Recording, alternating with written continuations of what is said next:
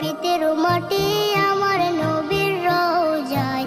তোমরা যদি যাও গো মদিনায়, তোমরা যদি যাও গো মদিনায়। ইয়া রাসূলুল্লাহ ইয়া হাবিবাল্লাহ ইয়া রাসূলুল্লাহ